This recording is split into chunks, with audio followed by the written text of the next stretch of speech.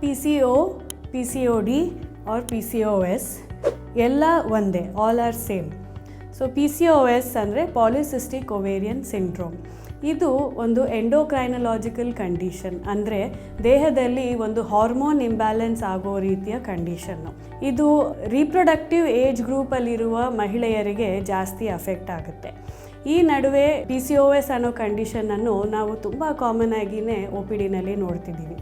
ಇದಕ್ಕೆ ಕಾರಣ ಜೆನೆಟಿಕ್ ಆಗಿರ್ಬೋದು, ಇಲ್ಲ ಎನ್ವಿರಾನ್ಮೆಂಟಲ್ ಫ್ಯಾಕ್ಟರ್ಸ್ ಆಗಿರ್ಬೋದು.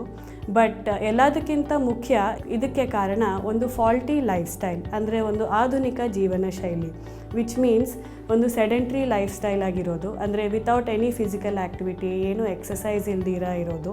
ಆಮೇಲೆ wrong diet, junk food, outside food, processed food ತುಂಬ ಈಸಿಯಾಗಿ ಅವೈಲೇಬಲ್ ಆಗ್ತಿದೆ. ಸೊ ಹಾಗಾಗಿ ಈ ಥರ ರಾಂಗ್ ಡಯಟನ್ನು ಫಾಲೋ ಮಾಡೋದು, ಒಳ್ಳೆ ನ್ಯೂಟ್ರಿಷಿಯಸ್ ಆಹಾರ